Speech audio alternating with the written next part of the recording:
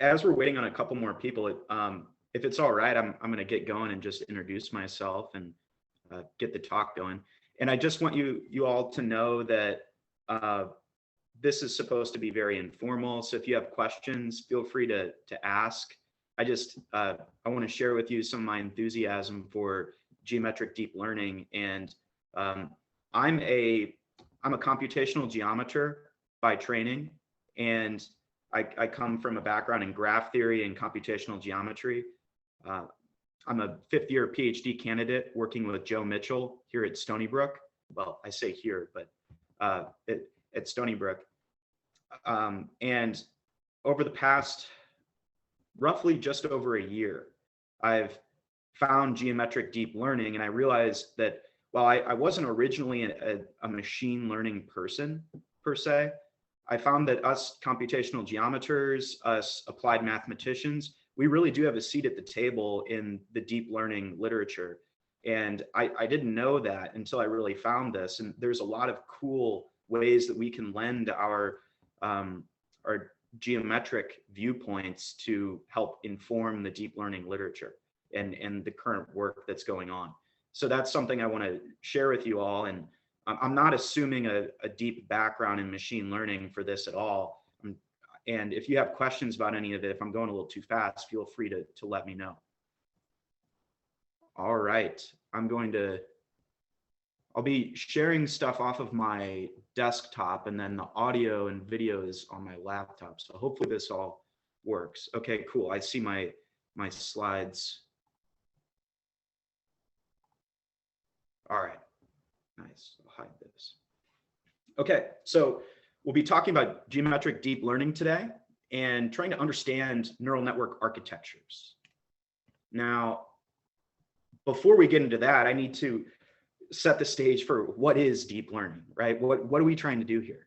So for the purposes of this talk, we're going to be speaking about supervised learning. You can think of this as function approximation. The setting here is to introduce some notation for convenience. D is some set of pairs. This is our training data. We have XY pairs, and these are vectors. And suppose they're IID observations.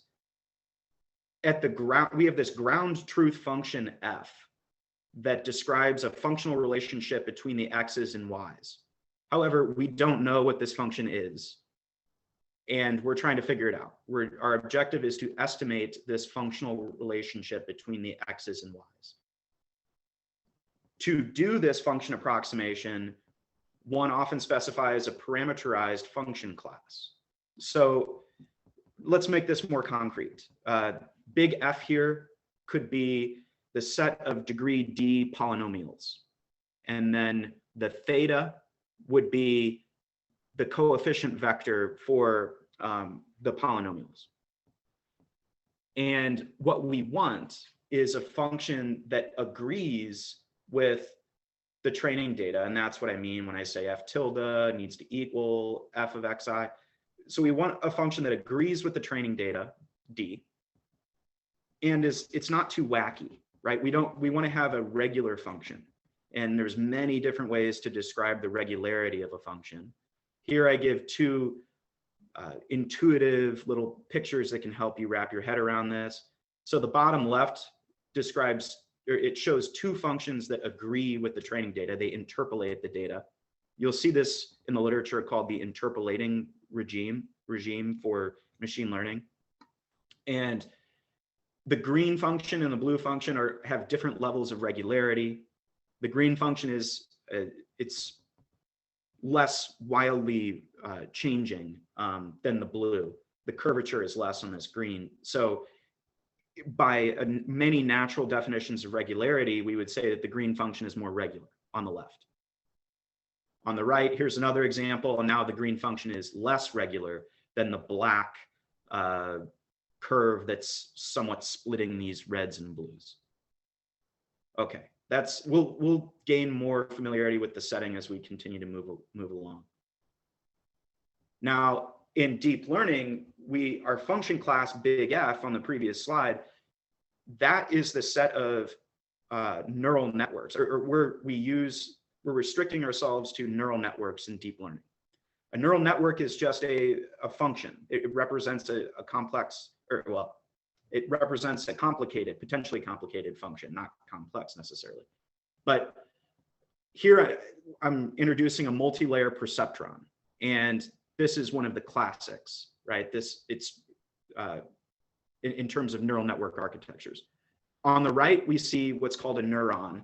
And what's going on here is we have an input vector of 4 scalars, and we multiply each of these input terms by another scalar, a weight, and then we aggregate. Maybe we aggregate by summing things. That's why I have a plus here. Optionally, there could be a bias, which is another scalar. So we are aggregating a bunch of aggregating the input in a linear way, because we're just multiplying and then adding. And then we pass the resulting scalar through what's called an activation function, or a nonlinear transformation.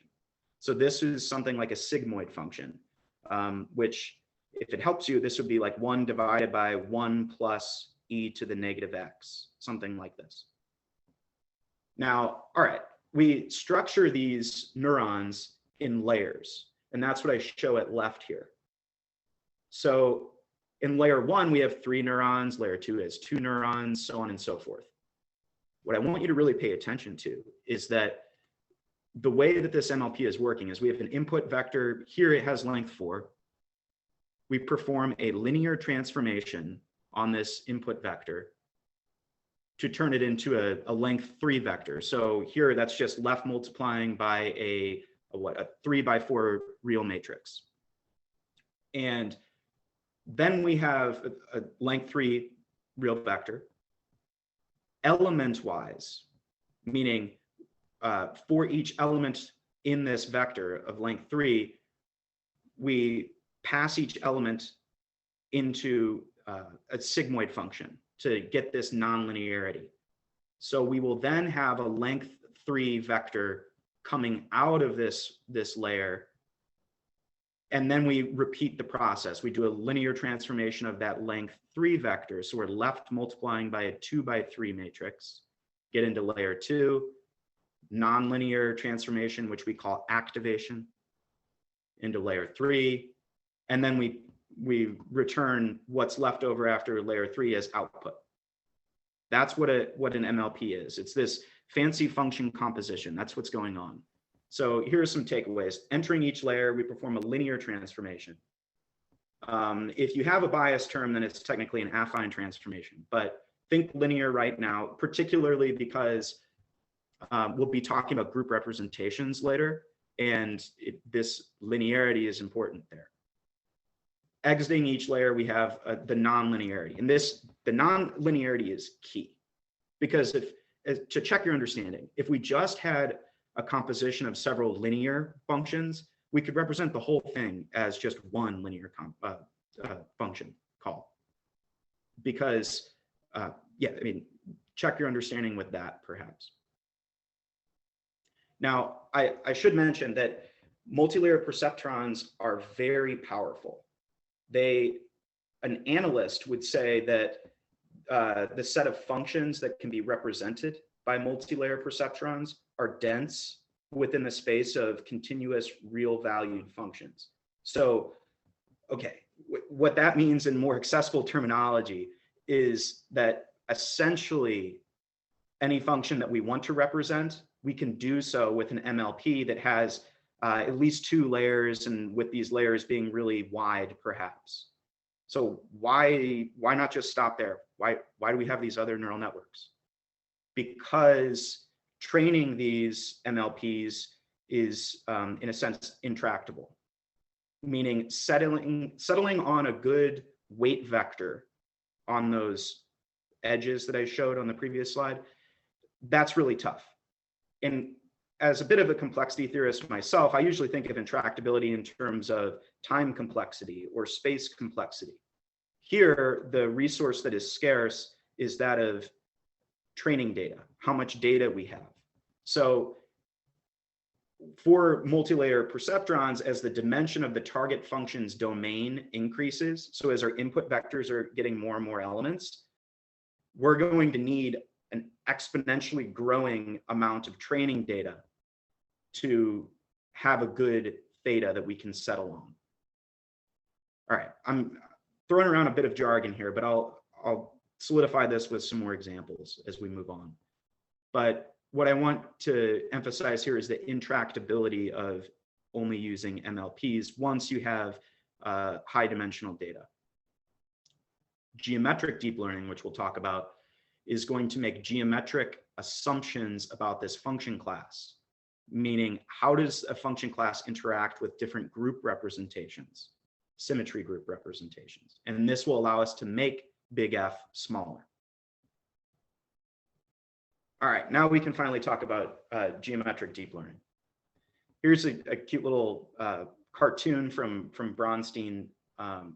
And rather than just multilayer perceptrons, now these are some terms you may have seen before, perhaps graph neural networks, convolutional neural networks, perhaps the most famous, recurrent neural networks, which include things like a long short-term memory model, the transformer architecture, the deep sets architecture. There's all of these out there, but what are the unifying principles here? That's what geometric deep learning is about. We want to avoid reinventing the wheel over and over. And a lot of these neural network architectures are really getting at similar ideas, but if we formalize things in terms of domain and symmetry, and we're very aware of the geometry at play, then we can better understand what's going on. I definitely invite you to go to geometricdeeplearning.com. Highly, highly recommend it. It's really cool. It's done by Bronstein et al. And like some of the people who came up with this, or the people who came up with this field. Okay, so we talked about regularity earlier, and I teased the notion of a geometric prior, which are geometric assumptions about our function class. I'm just going to mention a couple things to pay attention.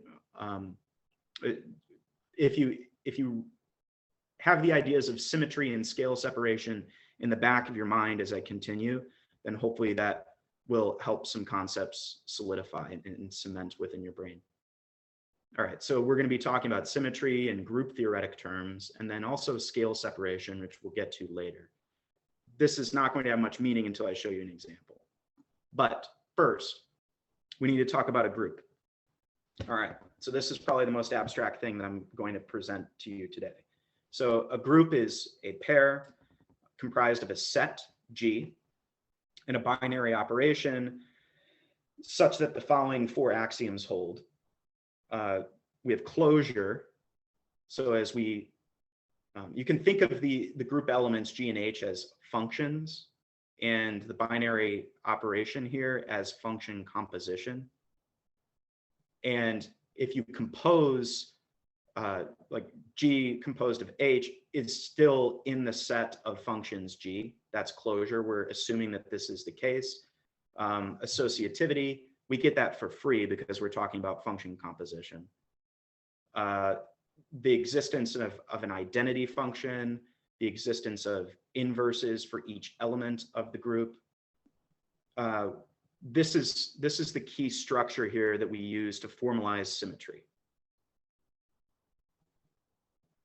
Let's make it more concrete. Groups can be represented using, like group representation is a way of, representing the group as a real matrix, an invertible matrix. So we have we've turned a group element into a linear transformation. We're representing it as such, such that this equality holds here. Here's some examples. Translation group. So this is sliding things around here in 3D. So shifting a point in 3 dimensions can be represented like this, using this homogeneous coordinates trick that you may or may not have seen. Rotation group representation in 2D, if you multiply a two-dimensional real vector by this, then you are rotating counterclockwise by theta. Okay. Symmetry. This is one of the essential ideas behind GDL. Symmetry groups are those that leave the domain on which the group is acting somehow unchanged geometrically. Now, how you define unchanged is where you can be a little creative, and that's kind of cool. For example, the translation group, you could, if you shift and some sort of element, and it's still, for whatever application you're talking about or whatever setting you're in, if it's still the same, then that, like, the translation group can be interpreted as a symmetry group. Same with the rotation group, the isometry group, permutation group. Here's an example of a permutation group representation. This is definitely quite abstract at this point, but I'll be talking about an example right now that can hopefully make this a little bit easier to unpack in your head. Let's talk about image data, and image classification is the task that we're interested in. So we have something like this 3 at right, and we want our function, our neural network, to say, hey, this is a 3. We have an image here. We want our function to classify the image as the target that is labeled with it, which would be 3. The domain here is a grid graph, right? So at each of these nodes, you have a pixel. And this pixel has a value defined on it called a signal. And this is a function mapping the domain to the interval 0 to 1. So this could be the amount of white you have in the grayscale image, right? So a 0 might be it's full black, a 1 might be it's a completely pure white pixel. So these are signals defined on a domain. And this is where we can maybe understand translational symmetry a little bit more. Imagine that you're like a little ant or something, and you can zoom in and you're placing yourself at this node in the graph, one of these nodes. Hopefully you can see my pointer. If you were to just look at your local neighborhood, you've got 4 neighbors, right? One above you, one below, to the west, to the east. If you were to move or slide yourself around, your local neighborhood is still looking the same, right? We have this translational symmetry. Here we're talking about this MNIST data set, and this is just a little bit more background on the task. We have these handwritten digits, and we want to classify to figure out exactly what these images correspond to in terms of a digit. All right, still trying to make this more concrete, because admittedly, the group theoretic terms are very exciting mathematically, but they could be a little bit abstract. For MNIST, for this data set, if you have a handwritten 3 in your image, this red is supposed to be an image, a grayscale image. If your 3 is in the top right, and you were to translate this 3 to a different portion of the frame, you still want your function to classify it as a 3, right? It does not matter where this 3 is centered within your frame.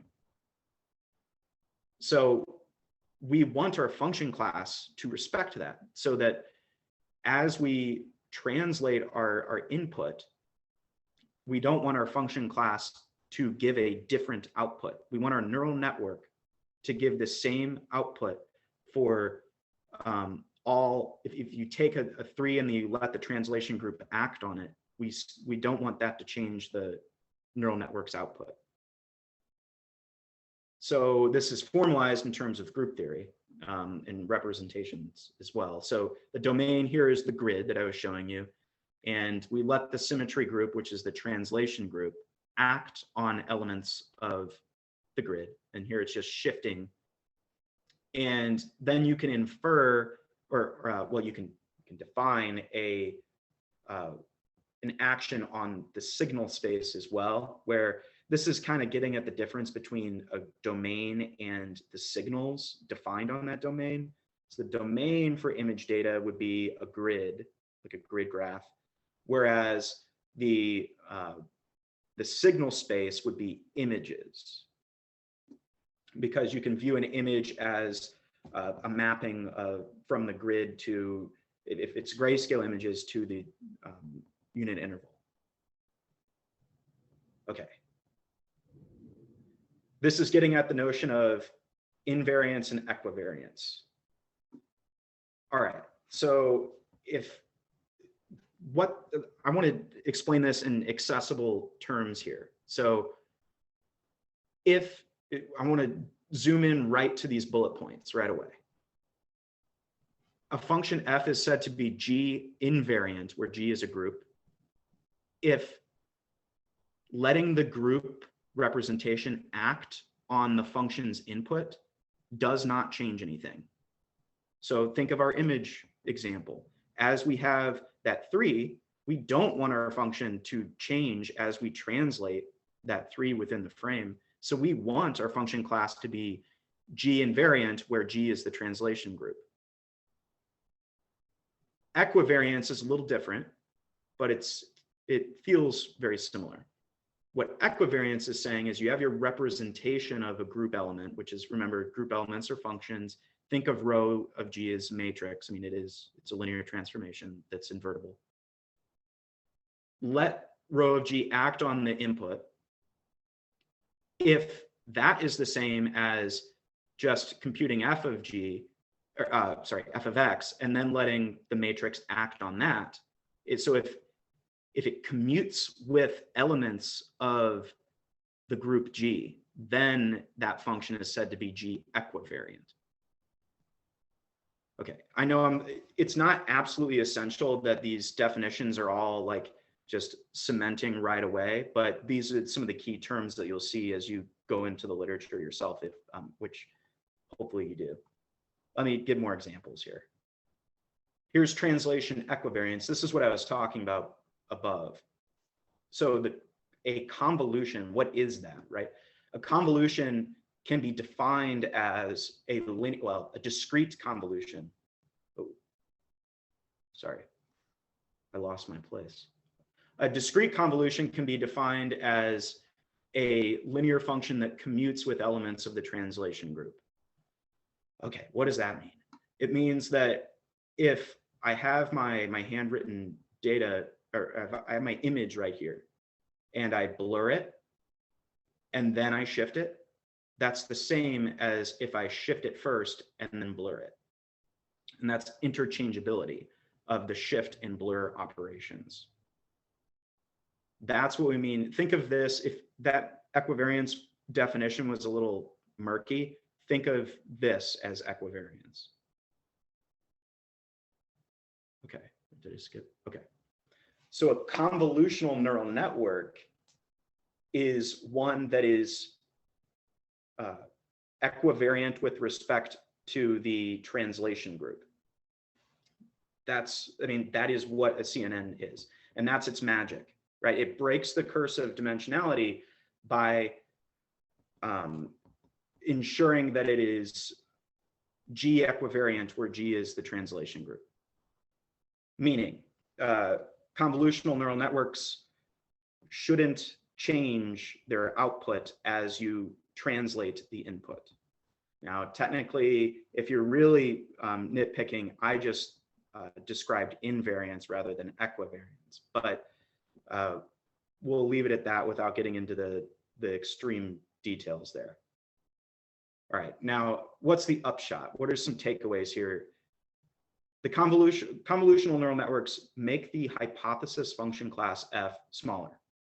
They are saying, we're only going to search within the space of convolutions, right? And that makes it tractable to train. We're no longer talking about multilayer perceptrons in a much larger f. We have a smaller function hypothesis class now. What is convolution?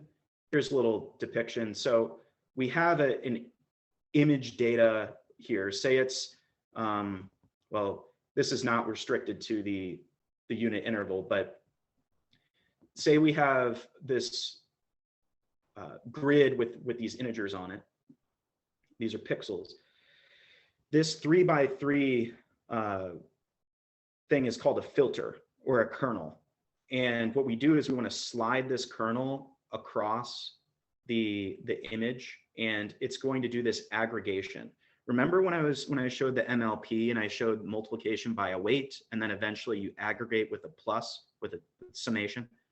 That's what this is doing, right? But what's cool about convolution is that the weights are being shared. What I mean by that is the filter here, the convolution kernel, is the same as you slide it across the image. And MLP doesn't have this requirement that your weights are going to be the same, or shared weights is the terminology you'll often see in the literature. Now, the aggregation need not be summation. You could maybe take the max or average. Those are other things you'll see: max pooling, average pooling. Convolutional neural networks are often deep. What we mean by that is that we'll take an image here, and then we'll convolve a filter over this image to get another image. And then we keep doing this over and over and over. And the reason why you want to do this is because you can then get at what GDL calls scale separation, meaning you have this 3x3 filter and you're convolving that over the input, but you chain this, you compose it over and over and over, then you're able to sort of get at broad global signals rather than just local ones. I can make that more formal as we go on. And yeah, here's some more definitions about scale separation. What I want to do here is really emphasize this upshot takeaway at the end. So we say that a function is locally stable if downsampling, meaning you agglomerate nearby points, you treat them as the same, or you like merge them together, doesn't cause f to change uncontrollably. So we want this local stability, and this is useful because this is how depth works. This is why we make our neural networks deep. Here's how we can visualize scale separation, because I realize I'm throwing a lot of notation at you, and it can be maybe a little much, but we call this a coarse graining, where if we have our image data up here at the top, we have our grid omega, and then an image is just a mapping from the grid to say the unit interval if it's a grayscale image. Well, a coarse graining is we're going to agglomerate some of these grid points, right? We're going to, rather than having this many elements of our grid, we now have a smaller number of pixels. And this blurred the input. But blurring is good, right? Because imagine if you're trying to do image classification on something, and if you were to like blur your eyes as you're looking at something, maybe some of those signal processing people might call this a low frequency signal. Those can be very useful for when you're trying to classify an image, for example.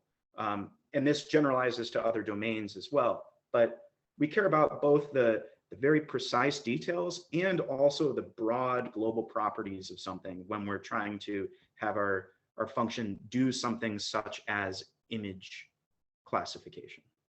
So it is good to blur, because then we can kind of get at different scales of information. Here's an example of that. So we're still talking about CNNs here, right? Convolutional neural networks. But if you have an input image here in grayscale, we want to say, what kind of dog is this? Or, well, the network wouldn't even know that it's a dog necessarily. It would just say, okay, I'm given an image. I have to say, what is this image? Is it an orange? Is it an apple? Is it a dog? What is it? And we're going to perform convolutions on this and chain them together to just have a lot of function composition going on. And then we have some max pooling. They say max pooling. I was talking about sum aggregation earlier. And this just means you're aggregating or pooling. Those are synonyms. but rather than adding things, now you're taking the max.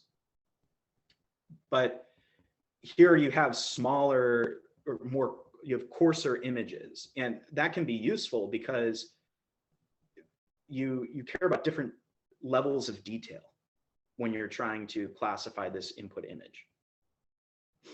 So this scale separation prior is something very important in the GDL literature as well. Remember, we've talked about domain, talked about symmetry, scale separation. These things are the trifecta. Once you have this, now I'm going to hit you with some more notation, but this is the blueprint for geometric deep learning as stated in their in the Bronstein book that they're working on. So if you have these ingredients, a linear representation, remember we really like our group representations. You have a linear G equivariant layer.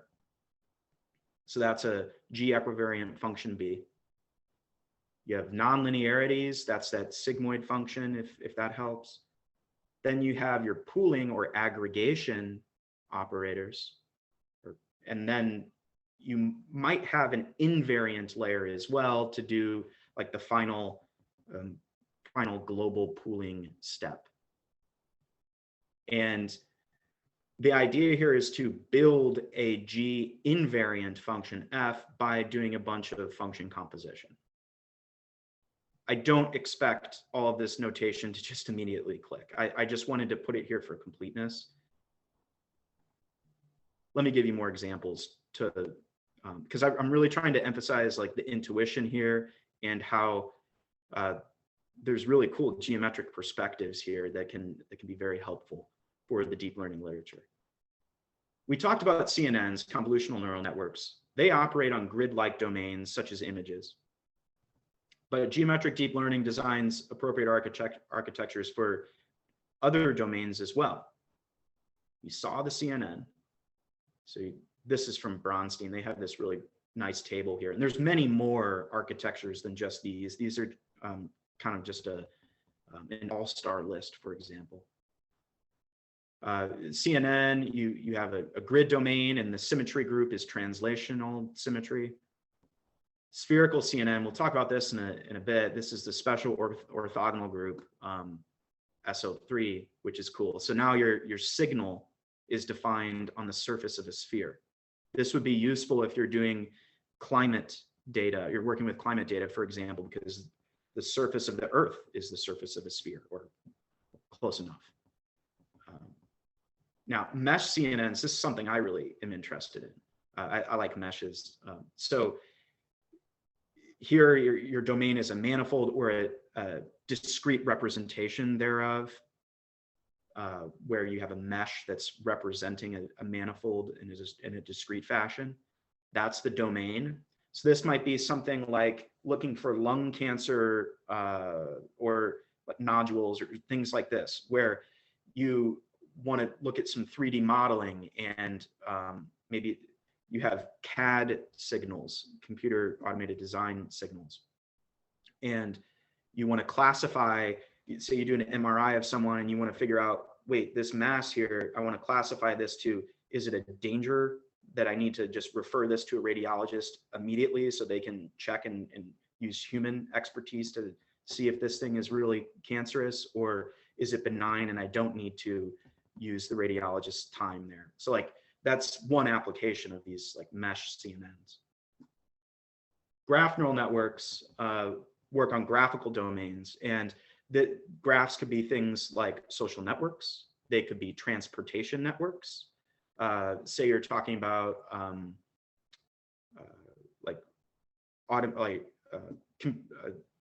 assisted driving, like autonomous driving, that's the word I was looking for, or something like this. Then the domain might be a graph, which is a road network, and the symmetry group for graphs that's relevant is the permutation group. And I'll get into that in a bit. But there's all of these cool architectures that if you look at them from a domain and symmetry perspective, you can really understand why these architectures are working. And we sort of did that quickly for CNNs. Let's look at graphs briefly, and I'll be less verbose with respect to notation here. I just want to get the main ideas across. So these are two graphs. At right, this is a molecule. I don't know very much about chemistry. Like I know that Robert is a expert. It's also a very popular molecule. It might be caffeine. Ah, yes, that's right. I've got some right here. So yes, I believe it is caffeine. So I remember Bronstein lecturing about this. So that's cool. I'm glad that I have a computational chemist in the audience. But yeah, so you could have a graph would be this, and we'd want to classify and say, well, what molecule is this? And you could train a graph neural network to take in a graph that has node features, which these would be the atoms, or what type of, you could have edges as well, edge features, and that would pertain to bonding and things like this. And you would want to classify this and say, what kind of molecule is this thing? And that would be useful for many downstream tasks. And this is a popular application of GNNs. On the left, this is the Cora data set, which these are citations.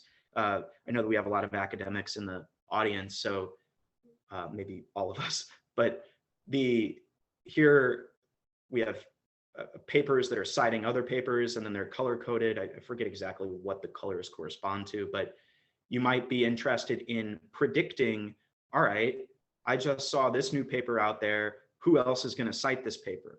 Or maybe it's a social network and you want to figure out who's going to follow whom, or who's going to retweet whom. So, or maybe how to recommend a friend or a prospective connection to someone. These are the tasks that GNNs can perform. I want to make a link here, no pun intended, to, or maybe definitely intended, to the CNNs that we were talking about earlier.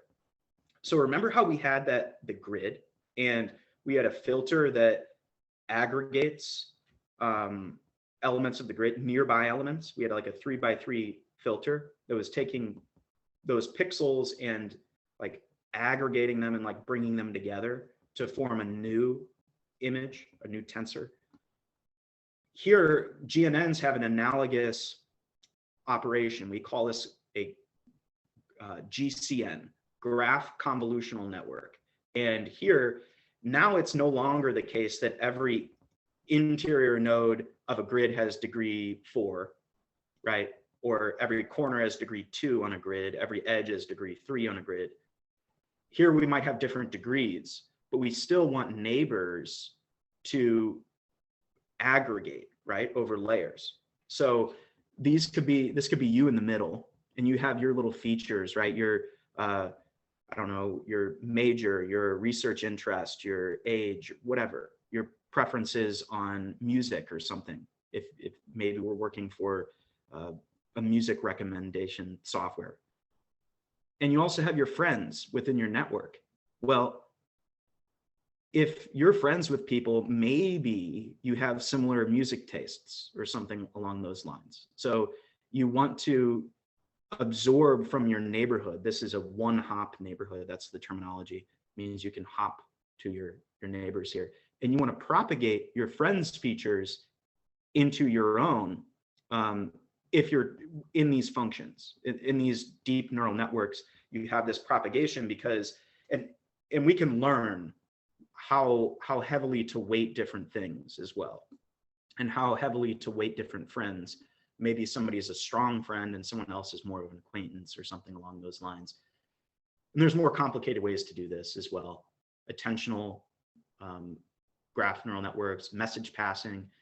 But the idea here is that you want to use proximity, right? Who's nearby you? In images, it was, I look up, left, right, down to like the nearby images. Here, you might look to your neighbors within the graph.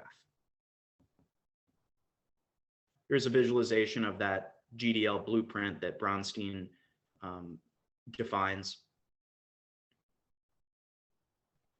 Here's something, this is more closely related to my research. I've been working on learning an approximator for the TSP along with some others. And we are using a graph neural network to learn an approximator for solving the traveling salesman problem. And the input there is a complete graph with weighted edges. And what we will do is we use a graph attentional network, which was previewed a little bit on the previous slide. I didn't get into the details, but we encode the input into some latent feature space, and that's called graph embedding. Then you decode that feature vector back into a graph, and then you perform some post-processing on it. And this can give you an approximation algorithm for the TSP. This figure is from Joshi et al. But there's tons of applications for these graph neural networks. Okay, another thing, and this is a lot of a text to throw at you on the slide, but we can use this for climate prediction, or we can use geometric deep learning techniques for climate prediction, for example. And this is a Quanta article, and it's talking about how good these so-called gauge CNNs are at detecting cyclones, which is it's really cool because it's performing image segmentation. So you've got images on the surface of a sphere because it's the globe, right? The surface of the Earth. And you have these weather patterns moving over this sphere, and you want to highlight and track the areas that are tropical storms or cyclones and things like that. This is actually what I was just talking about, was work by Cohen et al. And really, we've got two different types of domains here that are show GDL's interesting properties and applications. This first figure is meant to depict the special orthogonal group SO3, which this is a Lie group, and so we're not even finite. But you can have these infinitesimal perturbations and rotations. So you're on a sphere and you can like twist it just by epsilon, you know. So you have signals on the surface of a sphere here, and GDL is meant to deal with these domains. We can work with these. We call this a spherical CNN. Those are designed to operate on the surface of a sphere. Signals that spherical CNNs work with signals that map the surface of a sphere to a signal space. Now, Cohen et al., they took an icosahedron and said, well, heck, this is a pretty good discretization of the surface of a sphere. And it's regular, that's pretty nice. And so they then do a triangular mesh on the surface of this icosahedron. And for those of you who share my interest in polyhedra, the icosahedron has really cool symmetry properties. I mean, it's got like its symmetry group, I think, is of order 60. And you have all these different rotations that you can do that leave the icosahedron the same, right? I mean, if you've got an icosahedron and you twist it and move it around, then you still have the same icosahedron embedded in 3 space in the same exact fashion if you've twisted it in one of these 60 ways. So there's really cool group theoretic stuff going on here in terms of symmetry groups, and we care about the domain. That's what I want to emphasize here, is we really care about the geometric properties of the domain, and that's what's making all of this possible. That's how we break the curse of dimensionality in some cases. I mean, it's so hard to break that curse, but we can do so if we're really clever with paying attention to the domain. So here's some main takeaways here, and then I'll wrap up. First of all, neural networks are function approximators. We spoke about MLPs, which are multi-layer perceptrons. Those are universal approximators. However, training those is hard. And when I say training, just to recap, that means we have an optimizer such as a stochastic gradient descent. We'd be doing something like that to let the weights on our neural network converge to something that gives a function that approximates the ground truth very well. That's what I mean when I say training. That's really tough on fully connected neural networks. That's another way of saying multi-layer perceptron.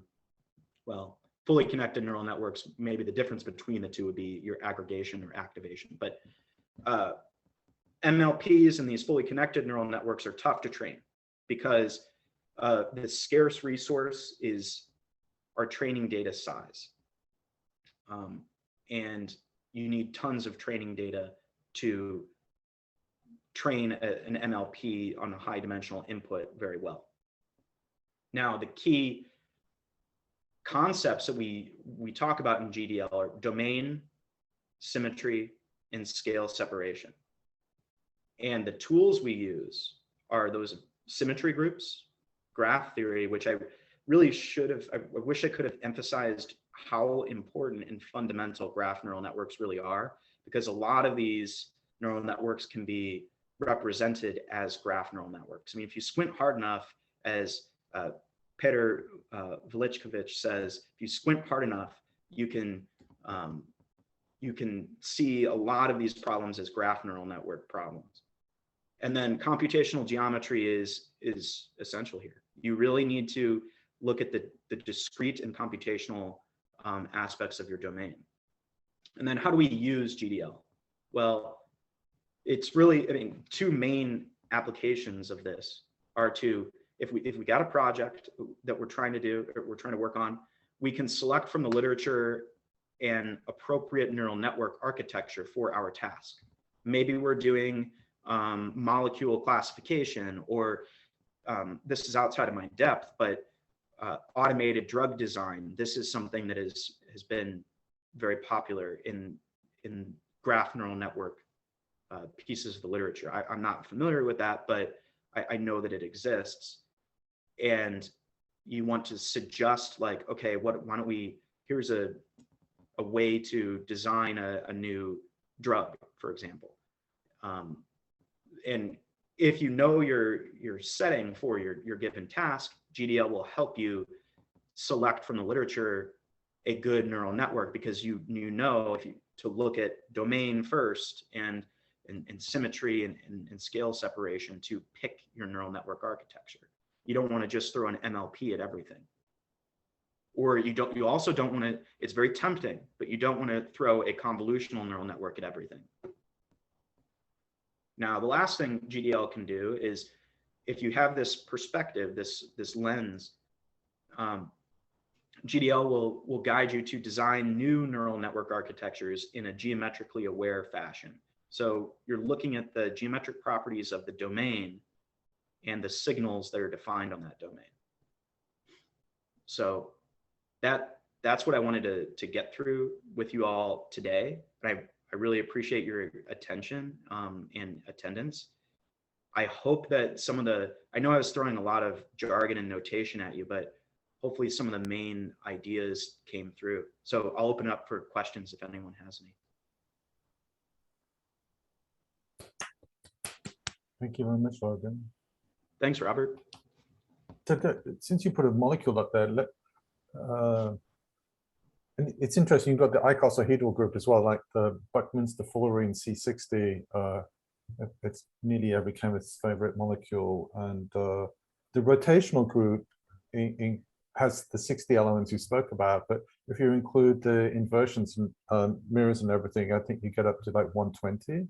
Right. And so is it possible to make that extension? I mean, to basically include operations that are now non-local in their operation? Yes. I'm very glad you asked that. So I'm not aware of how to do so on the surface of an icosahedron, but I do know for things such as if you're doing histology work where you have a slide and you're trying to classify the image data on a slide, then a lot of the time you care about this. If you were to flip the slide over, you still want your classifier to give you the same output. Right. As I understand, I'm not a histologist, but as I understand it, that's what they're looking for. So you can have these global actions that are, you want your function to be invariant to like a flipping action, for example. It's super cool. Yeah, one of the problems we have in chemistry applying deep learning techniques is that there's very recent literature showing that the neural nets people are using create artificial dissimilarities as well as artificial similarities between things. And so we've got lots of applications that are just imperfect right now. So this seems very relevant. I know that there's a lot of work in that area of application of GDL to computational chemistry. And I mean, that's not my area of expertise, but I know that if like there are answers there. This is not just making a connection. So Marivi Fernandez, they're an ISS professor in physics. She's got one or more students working on applying deep learning techniques to basically create faster and more accurate computational models. So they're embedded now inside the simulation. And they've got lots of these issues as well. So if you want yet more problems to work on, then reach out to Marivi. Yeah, that's cool. The applications here are really interesting. And it was nice because, as I said at the beginning of this lecture, I didn't originally see myself as a quote machine learning person, but I saw myself as a computational geometer and a mathematician and theoretical computer science belonging to those communities. But I now see that GDL and deep learning in general, it's quite a broad community. Everyone can really have a seat at the table. So it's pretty cool. Absolutely. Hey, I have one question actually. Sure, go for it, Connor. Can you hear me? Sorry. Yeah. I'm in. Yeah. First of all, the GDL stuff I think is extremely cool. It's especially for I'm in neuroscience, but especially for scientific problems where you can really justify a geometric prior. It seems like an amazing set. I agree. Yeah. Yeah. What sort of problems in neuroscience would be like things? Oh, can you hear me now? Oh, yeah, I can hear you again now. All right, awesome. Yeah, sorry, it's something's broken with my AirPods. But the one question I had is you were talking about the example of convolutional neural nets, and you point out that convolution is equivariant under the translation group, or with respect to the translation group. But convolutional neural nets, the full network is invariant to translation, correct? And so does the GDL framework show the idea is that you can take a bunch of equivariant linear layers, the nonlinearity, the pooling operation, and then you have a final layer that actually has to be invariant, right? And you combine them to build an invariant network? That is, wow, Connor, you hit the nail on the head there. That's an awesome question. So first of all, you don't have to have this G invariant layer at the end, this global pooling.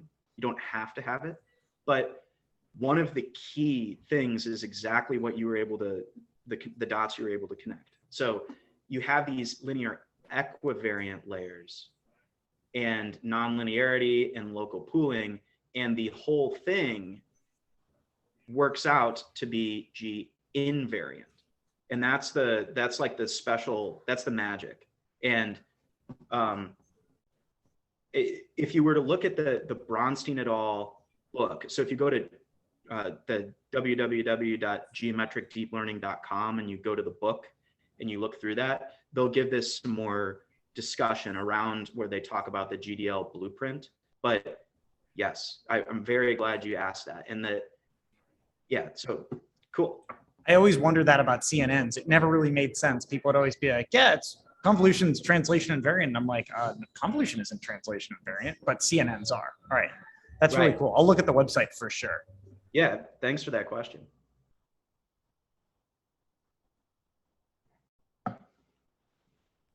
I also have a question. Thanks for the talk, Logan. It's very interesting. Thanks. It's not directly related to the content of your talk, but I think you mentioned that functions that can be represented by MLPs are dense in the space of continuous real valued functions. Yes. And since I'm interested in approximation theory, so I was just wondering if you would happen to know which topology is being put on the function space that the density is respect to? So that is outside of my area of expertise. I know that there are a myriad of these so-called universal approximation results. Exactly. And, yeah, and as you know better than I do, I'm sure. But there's, yeah, the way I have looked at it is I have taken those results at face value, but I have not actually gone through some of the like nitty-gritty details of that. But I know that there are pointers to those results that you could find pretty quickly, like if you just did a quick Google Scholar search. Okay, sure, thanks. Yeah, sorry, I couldn't give like a more on point, detailed response to that. My guess is that it's probably some kind of uniform convergence, but I suppose it might depend on the setting that they're in. Yeah. Gotcha. Oh, sweet. I see in the chat. Yeah, thank you for mentioning that. Yeah, that's a, if you were, so one thing is that website, and then also, I mean, if you go on Google Scholar, you can see a lot of this literature. It's exploding. The original paper now came out in 2017, and I'm looking at it right now. It has just under 2,100 citations. So like you have in 5 years, over 2,000 citations, which is a ton, in at least from my field. So you have these things that are really, there's a lot of interest here, and there's some opportunities for people with various research backgrounds to get involved.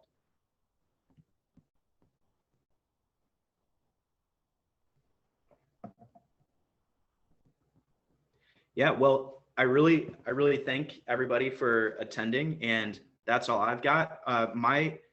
So my email, I'm going to put my email in the chat in case anyone wants to reach out.